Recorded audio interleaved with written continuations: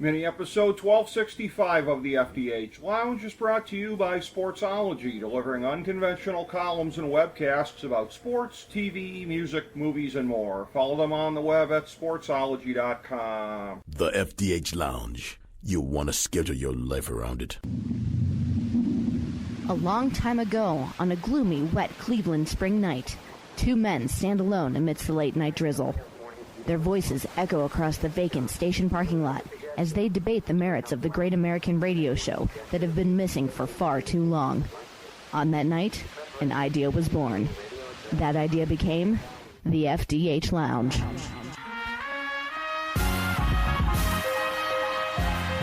Welcome to the FDH Lounge. Hello everyone, welcome to FDH Lounge Mini episode 1265. This is FDH Managing Partner Rick Morris here with part 29 of our Coronavirus Crisis 2020 series, and we are now into the part of the year where we are looking at how the coronavirus crisis has affected the political conventions for this year and how it will affect the fall ahead. We'll take a look at that toward the end of the segment here, but start by taking a look at two unprecedented virtual conventions that we saw over this past 2-week period, this past fortnight, as they might say, across the pond.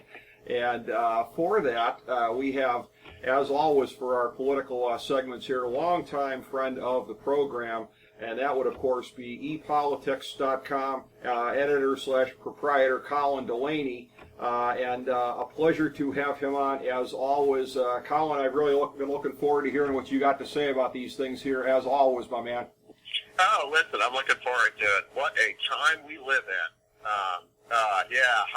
I did not realize I would ever see a year quite like this one. No, and Colin, isn't it fascinating and isn't it fitting that I go back to the movie, what was it, I think, Disclosure, where Donald Sutherland's character quotes the Chinese as saying, "May you live in interesting times." Well, right.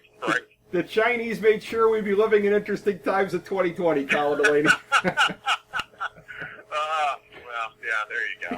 We can go down the Alex Jones weapons lab conspiracy holes later. Let's do that sure.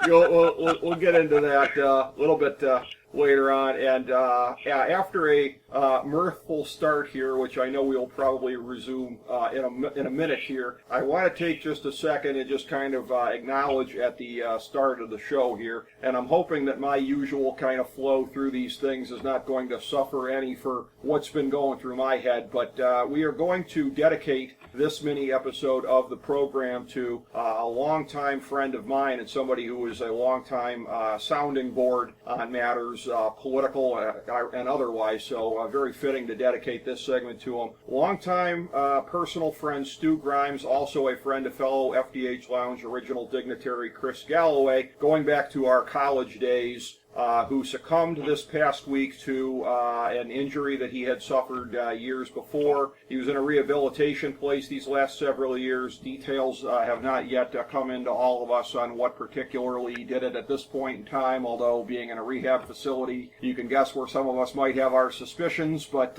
anyways, just a longtime friend of mine, back to my formative political days. And Stu, love you a lot, my man. See you on the other side one day, and thank you for your friendship and for everything you brought to our group of friends. So getting that out of the way here and trying to get back to somewhat of a mirthful place after that cul-de-sac.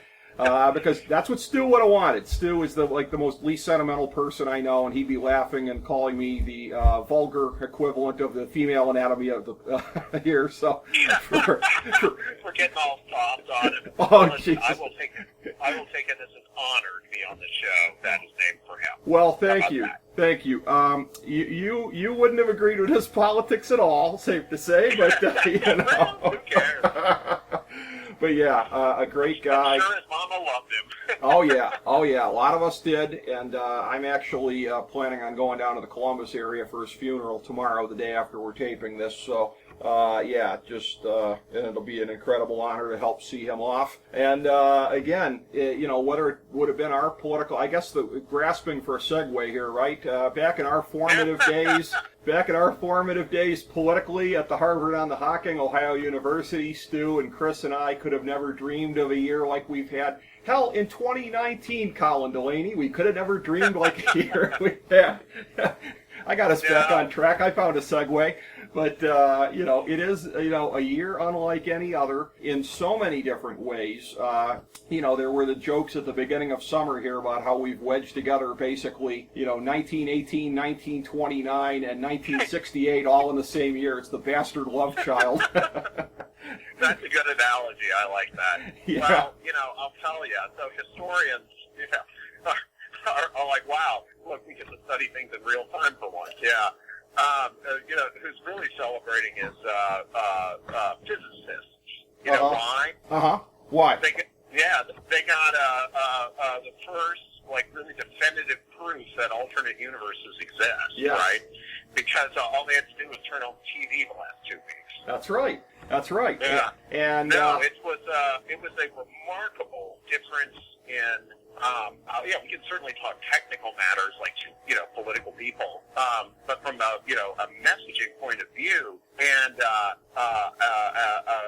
point of view of how to inspire people, they were just such radically different views of America. It was remarkable to me. Yeah, well, I mean, and you do get that to whatever degree every 4 years as far as how they go, but you're right, this time a little bit more so than usual, and this time owing to the fact that it is an incumbent unlike any other that we've had in the history of this country, so you're going to have things be even more unusual when that happens, and so many different things, and I know you wanted to start with a kind of a look at both of these things here, so as you're sort of comparing and contrasting here, what are the things that kind of jump out in your mind as far as looking at the last 2 weeks as a collective? Yeah, well, one thing I think it's really important to sort of temper any discussion we have with the thought that not that many people as a percentage of the country or as a percentage of voters actually watched either of them, right? Right. From the Nielsen and, the cable rankings, the Democrats did somewhat better, maybe 20-25%, it changed from night to night. The Democrats also got a lot of streaming, and it is just a suspicion. I don't have any data to back it up. I would suspect that Democrats were, more likely to be younger, more likely to watch. I streamed quite a bit of it when PBS had their talking heads on before I realized that other channels were, So anyway, so the numbers, maybe, but regardless of what the final number is, you're still talking like 10 or 15% of the country watched the thing. Right. But many others get the amplified bits of it. So I think that the staging and things like that, the political professionals like to talk about them, but many people are going to see video clips from this. And so, the thing that really struck me as I was just watching some of the video from last night was the way Trump used the White House. The imagery was so redolent of fascism. And, I don't toss that around lightly. But the way he slouched against the lectern with the eagles on the flags behind him, with half-lit columns of the White House looming kind of ominously, with it was Lenny Riefenstahl, who made Triumph of the Will about the Nuremberg rallies, would have felt a little shiver of recognition, right? That not iconography we really see in American politics, right? In the same way that violence in the streets is not something that we tolerate typically in American politics, right? Right. So that just watching it, that even if you just see a few seconds of it, it's like this overbearing North Korean looking thing. And then to have speaker after speaker stand up and say things that just defy America's lived experience, right? It's things that people believe if they're in the Fox News bubble, but not if they've been watching anything else, So, and again, the fact checkers will tell you that the RNC was just a cavalcade of lies. Yeah, the Democrats exaggerated here and there. Everybody gets a little bit of a pass. But you can't say Joe Biden is in favor of things that Joe Biden opposes, right? I mean, you can say it, but the only people who are going to believe you are people who will believe anything you say. To me, the Republican convention was an insult to the American people's intelligence. Where the Democratic convention was kind of like, it was a new production. It was good. I thought they technically did a good job. I thought the roll call was really cool, really energizing. Getting to see people from all over the country, right? They did a very good job of that. But from a messaging point of view, it wasn't that much different from a typical Democratic convention. What I saw this week, I mean, my God, in the time that the Republican, if you listen to the convention, Donald Trump's handling of the coronavirus is a tremendous success. Meanwhile, over the course of the convention, more Americans died of COVID-19 than died in either on September 11th or at Pearl Harbor, right? Yeah. I mean, it's just fundamentally disconnected. I think both conventions will do an excellent job of firing up their supporters. As a Democrat myself, the thing that I do fear for the Democrats is somebody's got to put the squelch on this thing in Portland. This is just stupid, right? Yeah. We cannot have people running around vandalizing things. I don't care who starts it, right? Peaceful protest all day long, but these kids, and here I am 51, darn kids, get off my lawn. Yeah. But I really do think that these things get hijacked by a small number of usually guys who get off on breaking stuff. The Boogaloo boys are they're not all on the right. They're just kind of almost like libertarian taken to the extreme. Some of them are far left. Some of them are far right. But they like to go out and break stuff. To get people who are angry about racial justice. Pretty soon, all it takes is one guy to decide he wants to take advantage of that and break a window, and then, the norms are broken, and, it goes to hell from there. Yeah. Well, the guy who started the looting in Minneapolis was a white guy that nobody knew. The guy with the sledgehammer or whatever it was, yeah. Right. Well, here's the thing, though, and you basically, you provided enough there to sort of be a framework for the rest of the show. I think I'm just going to keep coming back and picking at threads of what you just said. I'm going to start on the rioting because that's where, that's a point there. Yeah. Well, yeah, and here's the thing. I mean, and the way that I'm looking at this is you must have the same sense, because it's been remarked upon in recent days where the D.C. mayor, rioting is bad, okay? Like, the internal polling that the Democrats are looking at has to be very, very, very frightening, because the way that this goes, this is just my assessment, my neutral assessment of the thing here. And by the way, when I say neutral, in the sense, I mean, I'm scared S-less no matter who wins this election. I think it's disaster either way. Okay, right. I tried for 4 years. I didn't vote for Trump last time. I tried for 4 years from my side of the aisle to be open to it, and the response to the pandemic and the mask shaming and I'm like, no, can't do it. I'm voting Joe Jurgensen. So I'm going that way. So everything I'm saying is not with an axe to grind here. I think it never is, but I just want to establish that here. On the thing with the rioting, that this is a thing where ultimately, and I hear a lot of whining from a lot of my friends who want Trump to win, that it's unfair that Joe Biden's been in the basement and what. And I said, you know what?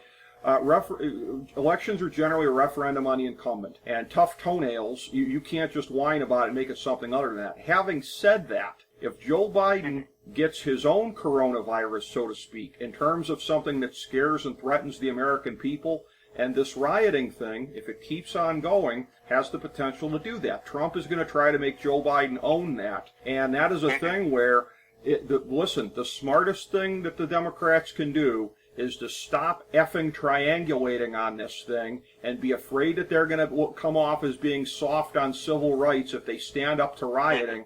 You're finally starting to get a little bit of that here. I didn't know how many points of agreement that you and I might have. The only reason they're not, that you think they're not calling it out, is you're not hearing it in conservative media. Joe Biden is against rioting and looting.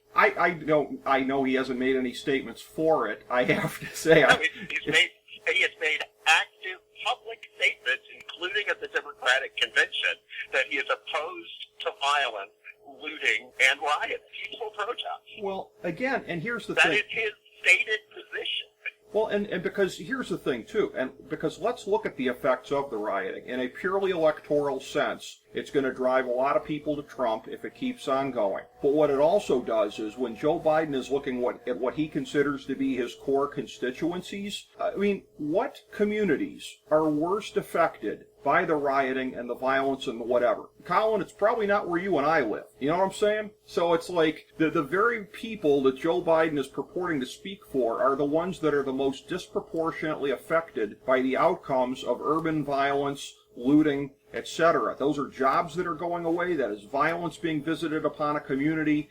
I mean, this whole thing, I understand, and believe me, the phrase law and order has a long history in this country of being used a certain way, and I'm not going to deny that Trump himself uses it in that way. But law and order, as it is supposed to be understood, Colin Delany, is something that every sane person in this country believes in, and it's out of the mainstream not to be associated with that version of law and order. Agreed, 100%. And that is why Joe Biden and Kamala Harris have both said publicly, repeatedly, that the rioting and looting should stop. And also, it's not going on all the time. There are peaceful protests going on all the time. I can't help but point out the disinformation side of this. You know, in their one of their videos the other night, they used footage of a riot in Barcelona, Spain. Mm-hmm. Right? Yeah. Fox News, weeks after any violence, any fires, any of that had stopped in Minneapolis, Fox News was running the same clips every single day when they were talking about protests, as though this is what was happening every day. So it's not just what's happening out there, which is real, but limited to a handful of places. Right, Portland, Madison, Kenosha, Minneapolis, or Milwaukee. A relative handful of places. Yeah, here in D.C., we have peaceful protests, and then the first night of them, a group of criminals used it as an opportunity to go up into two relatively expensive neighborhoods, break windows, steal stuff. Sure. That wasn't rioting and looting. That was, an organized criminal attempt to take advantage of the fact that cops were looking the other way because they were busy. Right. Right. So there's active disinformation going on.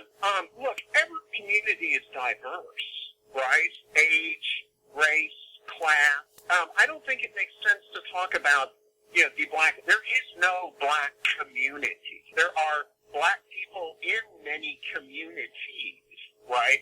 Yeah. Just like there is no white community, The people that Trump is talking to, honestly, it feels like he never got over, it's appropriate that you mentioned 68, but it's like he never got over 1968. I mean, this is a guy that went to private school, rode in a limo as a child, got to the university for, whatever it means, and works in his own, his own family business his entire adult life.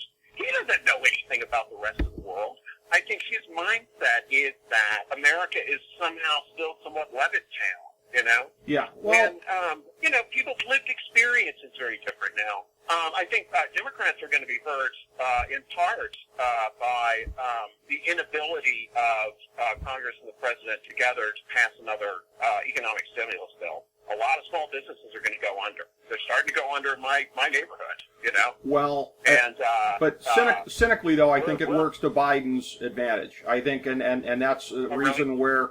And I do think the Democrats in Congress realize that. I think that's part of this whole thing here, too, is that the worst things, I'm not subscribing to the grand conspiracy theory, but politics is politics, Colin Delany. How much of a recovery, well, come on, if you hooked up Nancy Pelosi and Chuck Schumer to a lie detector, how much of a recovery do they want before November 3rd? Come on. Oh, listen, look, I gotta just push back in general. The majority of people in public service are not monsters. Right?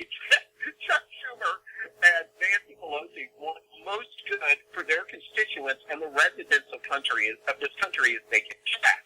Yeah, they have political considerations, but they are not manipulative monsters the way, like your words seem to portray them. Well, I mean, outside of about five national politicians, I'd say they are all monsters, but that's my perspective. Well, I'm sorry, man. I have worked for public figures, not always ones that I agreed with. I have, worked around a lot of leaders in the political world, the advocacy world, and yeah, there are a bunch of scumbags, sure. I mean, there are plenty of scumbags in that community, but the majority of people I know in elected office are public servants. So, okay. And I know people who know Pelosi, worked for Pelosi for years. She is very good at politics, but she's good at the politics of the possible. They know that there's one shot to get a bill before January, right? Yeah. And they want to have it do the most that it can do so it can inject some money into the economy and get we got to get demand up, right? Yeah. But not too far up. Yeah. Well, that's the thing, though. The Federal Reserve has even said, but no. Hey, listen, any financial benefit that they would get through now would barely even begin to show up. I feel like you're the right. only thing they could get was, You're right. It's too late almost. Because, the unemployment systems are so squirrely in the States, often on purpose. Yeah. That it'll take a while. We've got to get demand up. I mean, interest rates are near zero, at zero, basically. So the government can basically borrow money for free. And if they tolerate a tiny bit more inflation than they're used to, it'll help to jog things along a little bit, maybe. But, tiny bit more. I mean, you look at the helicopter approach that we've had here. I mean, this is on paper, right? And I realize that these things don't always go on paper. But on paper, we should be the Weimar Republic by now with the way we've been printing money. Even before this. Well, that's the thing. But we're not the Weimar Republic. We're not Greece. Japan, for instance, has shown Japan is running a debt to GDP ratio. Now, Japan's economy has a lot of problems, don't get me wrong. A lot of it's stemming from the fact that they're, having, not that many kids, right? There's not that many young workers to support people. But, Japan's a very stable country. It pays its debt. They're running like a GDP, gross domestic product to debt ratio that's like 4 times what ours is. Like far higher than economists usually thought. If you're a single country, you're still a state debt, right? It's not like America completely goes off the rails. Well, Colin, if you're gonna compare our countries, let's be fair here. I mean, while it might not be more just or equitable, it would probably be more efficient if we had to run everything through the Yakuza in this country, okay? Well, I think in Japan, the modern Yakuza are the bureaucrats, right? I don't know if you've looked at the professional culture. I don't know how much it's changing, but it sounded horrifying. Like nobody could leave the job before the boss left. So before their boss. Yeah. Anyway, we can get into worldwide labor pricing another day. But no, it's just that we can. I know. Listen, I am frugal by nature. I'm a small business guy. I don't like taking on debt personally, but this is a time that if we don't, we're gonna retard economic growth. Right. Don't want that. We're gonna pay for it either in lower taxes later because we're not making as much stuff. Right. Or we're gonna pay for it now in debt. Right. No, that's true. That's true. I mean, these are unprecedented times, and you got to be very, very kind of nimble in dealing with what we got going on here. Another thread that you threw out there that I want to go back to. Unsurprisingly, you see this in exceedingly stronger terms than I do, vis-a-vis the pageantry. What I will say, I will co-sign a lot of the things I've heard on TV, which is this is a shattering of norms. This is a thing where if Obama was doing it, I'd be screaming my head off, so I can't be good with it because it's happening now. I'm very consistent on that stuff. I don't give Trump a pass for any of the stuff that I hung Obama for. And this is something where, look, this is far further than Obama would have gone because he didn't go there. Granted, we didn't have a pandemic on his watch. Again, he got pretty lucky, I think, without a swine flu thing played out. But still, again, Trump made his own luck this year in that regard. And again, I think, as far as the falsehoods and the stuff like that, again, I don't see, a ton of difference between the two. Obviously, every word that was said about the coronavirus at the Republican convention was a lie. I do understand that part of it there. And that's a source of frustration between me and some of my friends who I think are falling prey to the thing of wanting to wish this away. I have one brilliant friend who I will not mention his name here because he wouldn't want me to mention this, but a brilliant person who believes that we have no choice but to succumb to the herd mentality, or I'm not herd mentality, the herd immunity, because he thinks that it can't be stopped, and that we would destroy ourselves trying to. And look, I'm one of these people who says you have to have one foot in both camp. You have to have, you have to have a reopening, but you have to have it in a way where it doesn't exacerbate the disease, because the economy can't come back until the disease is really wiped out much more than it is. By the same token, as you said before, small businesses may never come back from this. Big businesses are like Ms. Pac-Man right now, gobbling it up. They're doing fine. Doing great. Right. Yeah. But we are running out of time to save small businesses, and so, but again, it's not like you can't, this is where I disagree with my friend, it's not like you can't have any restrictions at bars just because it's going to destroy bars and restaurants and whatever. So you're at a point in time where you're having to make horrific decisions if you are in a position of authority here. That said, and there are a lot of Republicans that have pointed out the good things in the federal response through the period of time. Look, the China ban probably did come out of xenophobia, the travel ban in the first place, but that was good that it was done. The European travel ban was good when it was done.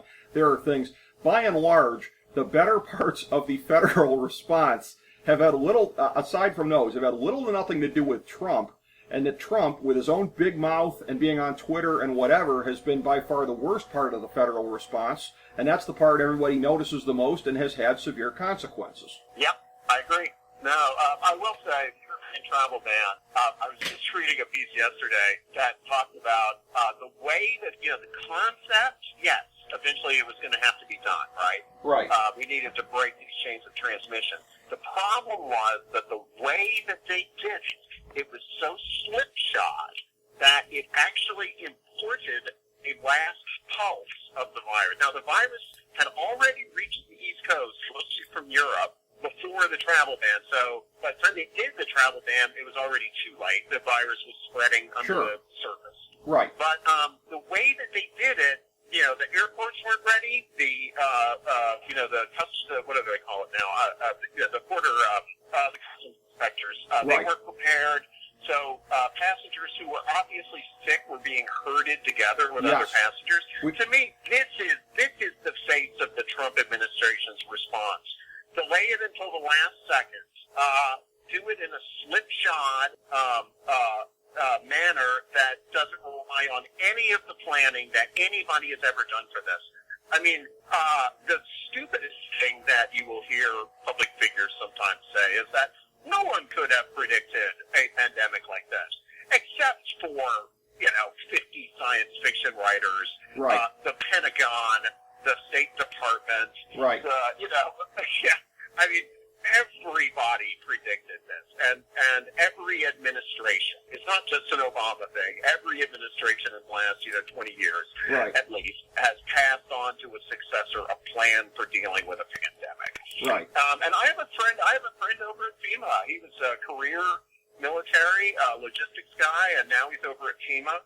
And, he knows all about public service. And it drove him crazy to see Jared Kushner's buddies come in and start telling FEMA how to do things. And they have to inform them that what they want to do is illegal. Yeah. Right? That is the other thing. It wasn't just sort of a transgression against custom for Donald Trump for Mike Pompeo on a federally funded trip to call in from Jerusalem. Oh, the Hatch Act's a real thing. I agree with that. That is a violation of the Hatch Act. Yes, I agree. It's a violation of the law. It is not Trump's house. This is the public's house. Right. Right? Right. And,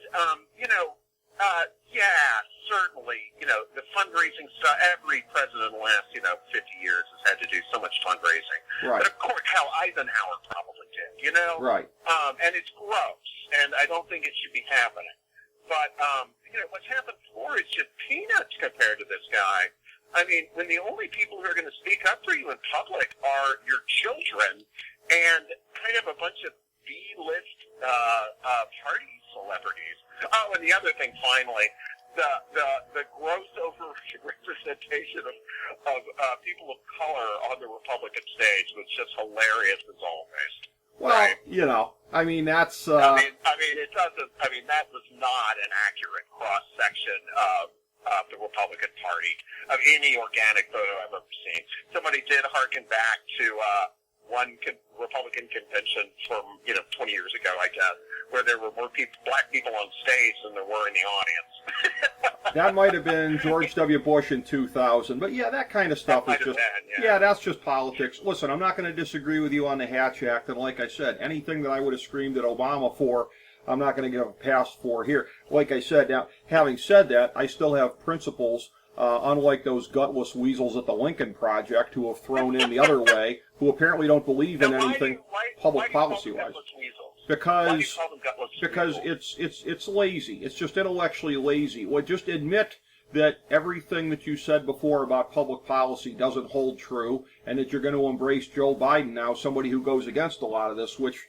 By the way, one side note before I start talking about Biden here, I'm going to allude to something we said at the outset here when we were talking about this particular year. I go back to a previous segment I did with one of our show regulars when we were reviewing one of the seasons of House of Cards, and I said, what kind of a conceit is it where they go in and all these things happen in Frank Underwood's first term? I mean, they're throwing in impeachment and this and that.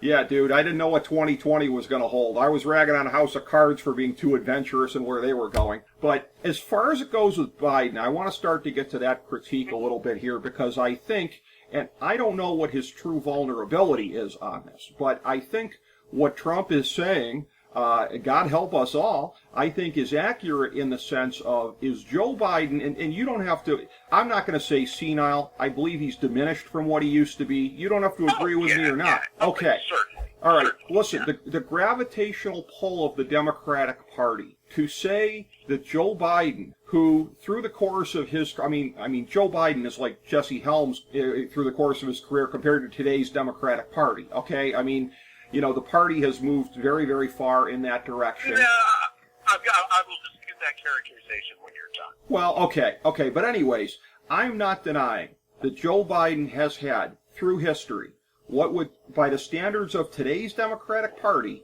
would be considered a very moderate record. I do not question that at all. What I'm questioning is, if a Joe, and as I said before, I'm terrified either way. I'm terrified of Trump basically having free reign for another 4 years, and I'm terrified of Joe Biden getting dragged like he's tied behind a horse by the squad and everyone else for the next 4 years, because I don't honestly think it's going to be Joe Biden calling the shots on a lot of these public policy things here. I don't think he's going to try to stand up on... And the one thing I will say is this, is that I do actually have some sympathy for him in that regard, because there will be the temptation, if he wins this in a relatively big way, and that would be from a lot of these never Trump Republicans coming in and making it possible, there is the temptation to look at how do I build a lasting coalition in American politics and whatever. But I think that's going to go out the window once we get repolarized in 2021, and I think that the gravitational pull will continue to suck him in that direction. So to say that Joe Biden, and this is where the task is difficult for Trump, because what he's saying doesn't seem credible on the surface if you're looking at Joe Biden's record. I do actually believe that part of Trump's propaganda, because I think that is the future of what a Biden administration would hold, is that past is not necessarily prologue for what you get out of Joe Biden. Well, let me just say this. If the left in the Democratic Party had even a sizable fraction of the power you ascribe to them, they would be dancing in the hallways in celebration. They feel eternally marginalized within the party, right? If you listen to the left within the Democratic Party, they critique the party as being too much in the hands of corporations, right? So the Democratic Party is far from monolithic, right? It has everything from, people, racial justice is their highest concern, universal health care is their highest concern. There are a vast, climate change, there are a vast number of issues that people in the Democratic coalition are concerned about. The far left, this is a thing you hear frequently when you're, hanging out with people who do democratic politics, which I do. right? Yeah. And I spend a lot of time around what you would call social justice warriors. Many of the different generations I am. They're not sailing the ship. They're able to nudge it a little bit. But even Bernie Sanders, my God, he's no flaming socialist. Like, what do you think they're going to do? Abolish capital? I mean, look, if we can get to universal health care, whatever the mechanism is, most Democrats don't really care. Just get a mechanism that can get us to universal health care, and then we can start getting the costs more in line with what the rest of the world pays, right? I mean, we're paying twice as much for worse outcomes than the majority of the industrialized world. Get to universal health care, get to some kind of economic support for people who don't have jobs, right? This whole thing of starving people the vast majority of people who don't have a job want to work. Sure. They're either disabled or they're caring for a parent, right? A lot of people have very complicated lives. And, a certain category of politicians, including Joe Biden at times, has, used poor people as the other. And we've got to recognize that many of us know people who have passed through that, right? Sure. They needed public support. They needed help for a time, right? And right. maybe they go on to found successful business later. We have to create some kind of basic form. Because, my God, coronavirus, one reason that coronavirus has spread so fast here is the poor level of health care in poor communities in the U.S., right? Yeah. It's not spreading in black communities because black people are doing something wrong. It's right. It's that there's a lower standard. They're more, and there are many black neighborhoods that are affluent, but it tends to spread in poorer neighborhoods, partly because people are doing these jobs where they're essential and they're in contact with the public, and then you also have, because poor people are sick, so you have conditions where you have communities in this country that are, and when I say that, I mean like in D.C., it's like 2 wards out of the 8 wards of the city, right? Southeast, the part that is traditionally neglected, is where the vast majority of COVID cases have been. Well, but anyway, sorry, I went off on a long Well, no.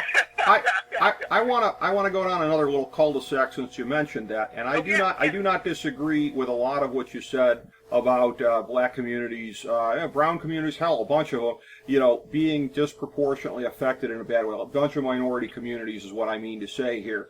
I do not disagree with that at all. Having said that, one of my friends, regular contributors to the show, Anthony Petrone, who for whatever reason seems to idolize Trevor Noah. There was a clip that I'm not a Trevor Noah guy. There was a clip he did a couple months ago about the racial component of this thing. And you talk about undermining your point, because I think he meant this to be tongue-in-cheek. He played a long clip of black radio host after black radio host after black radio host all saying, hey, look what's happening. Black people can't get coronavirus. Dude, every person who said that into a mic has blood on their hands, because that was one of the things early on. People were led astray. Whether you're black, white, Asian, brown, whatever, we all have media influences that we consume. And if you were in a pandemic, yeah. How was Trevor undermining his point? Because his point was about how... It sounds like he was talking about disinformation. No. Because his main thing was that, like, how this is a classic example of how America has failed minority communities because of whatever. And look, as you and I have both said, there are many things that you can find in the way that this has affected minority communities to say, yes, this is a symptom of where, this country ideally should be doing better on this kind of stuff. Starting out your monologue by playing this long clip of irresponsible jerk-offs saying coronavirus can't come to black people, because you remember early on, you probably remember the first 5 minutes or so of this thing when it was hitting predominantly white people. And that was becoming I don't know if you'd call it a meme or whatever for a period of time of, hey, black people can't get coronavirus. Anybody that encouraged that has blood on their hands. Well, look, I suspect, I watch the Daily Show regularly. Yeah. I suspect Trevor was doing what we in the community call a self-assessment, right? He would say, look at these idiots, right? I don't think he meant us to laugh at them, which is weird. No, not laugh, but be deeply concerned. No, like I got the sense. Go watch the clip. I know Trevor's take on the coronavirus virus. I got the and- sense he thought it was funny that they were doing that. I don't find anything funny about leading people astray in a global pandemic. I just don't. I'm sorry. My sense of humor doesn't extend that far. It just, you know. Yeah. Again, it's a satire show. So I will happily, if you can send me the clip, I'll Yes. happily watch Okay. it. Sure. I'll find it. Yeah.